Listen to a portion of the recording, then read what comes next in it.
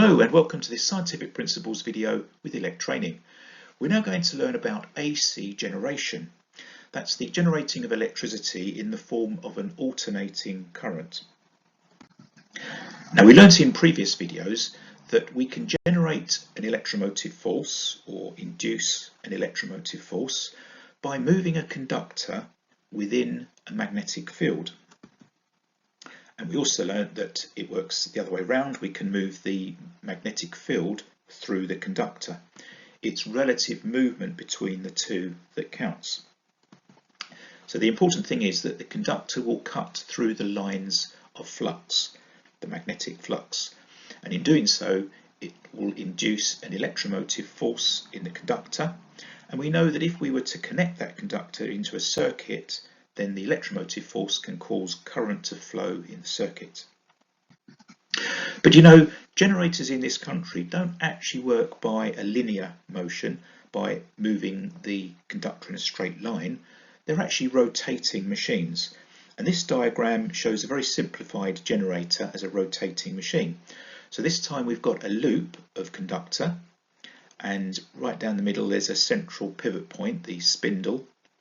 And the loop is connected to the fixed wiring by these devices here called slip rings and brushes. Now, you may recall something similar to this when we looked at DC motors. The motor has a thing called a commutator and brushes. The commutator and brushes allow us to transfer the current that would be flowing in the fixed circuit into the loop, in order to then induce, through the magnetic fields interacting, we get an induced movement. In this case it's the other way around. With a generator, what we're doing is we're inducing the current into the loop by moving it, and then we want to transfer that current into the fixed wiring, and we do that through the slip rings and brushes. And a slip ring is a cylinder of metal with one slip ring connected to one side of the loop and the other slip ring connected to the other side of the loop, and then those in turn are rubbing up against the brushes. So as the loop rotates, the slip ring rotates and it rubs against the brush, which enables the current now to flow into the fixed wiring. Now, in this diagram we've got a similar thing shown. We've got the slip rings, we've got the loop of conductor, and we've got our magnetic field with the North Pole and the South Pole magnets. So when a conductor moves across a magnetic field, it cuts the lines of flux and an electromotive force is induced in it. But when the conductor moves parallel to the magnetic field, then no flux is cut and therefore no electromotive force is induced. So because generators are rotating machines, we're going to have a situation where at certain times within the rotation, then the lines of flux will be cut perpendicularly or at 90 degrees, and then at other times within the rotation the conductor won't be cutting any lines of flux at all, and that will be at 0 degrees. So there's a whole range of angles in between, and we're going to look at that now. So as we've said, if the conductor cuts the field at an angle, then the induced EMF will depend on that angle. So what it means is that the induced electromotive force will always be somewhere between 0 and a maximum value, but it is going to vary, it's going to change. So let's look at this diagram now. We've got our magnetic field created by our North Pole and our South Pole. And what we're going to imagine is that we've got a rotation within the magnetic field of our conductor.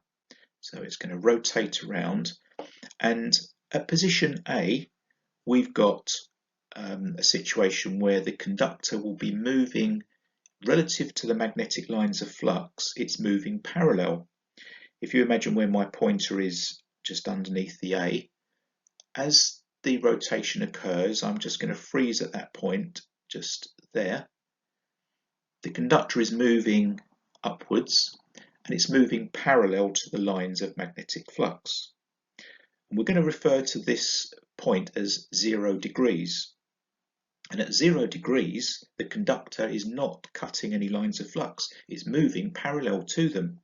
And that means that at that point, no voltage will be induced in the conductor.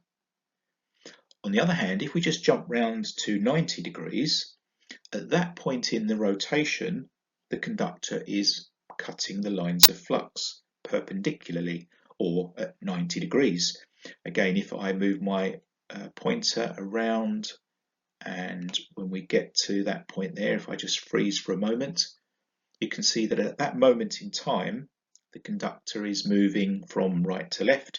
It's going to cut right through the lines of flux, and it's at 90 degrees, and that's the point at which the maximum voltage will be induced.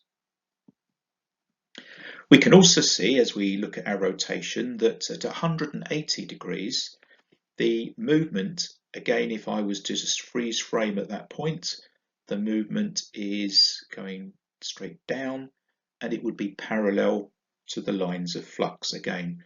And so at that point, no voltage is induced. And if we just zoom forward to 270 degrees, at that moment in time, the conductor would be moving from left to right, and it would be cutting through the lines of flux in the same way as at 90 degrees, it's going to cut through perpendicularly. So again, the maximum voltage will be induced. Now we're going to look at the output that would be plotted on a graph of the voltage that would be induced by this rotational movement.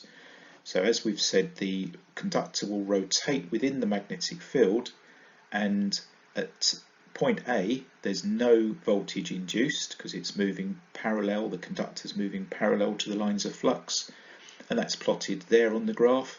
Well, incidentally, we'll add on the graph a positive sign on this axis, and then down here a negative symbol, so that any value on this part of the graph is positive and any value underneath that line is negative. And the constantly changing angle produces this changing output. Now the output shows that it's varying in amplitude. That means that it's varying in size, so the amount of voltage that's induced, but it's also alternating in polarity.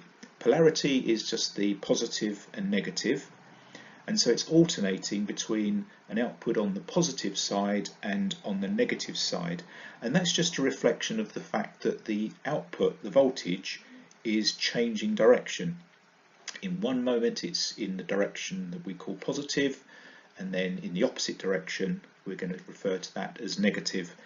And this shape is called a sine wave. The output that's produced by the rotational movement within the magnetic field, that output is called a sine wave, and it's got quite a distinctive shape. And we're going to look in more detail in the next video at that sine wave and exactly how it is produced. So all that remains for me to say is thank you very much for watching.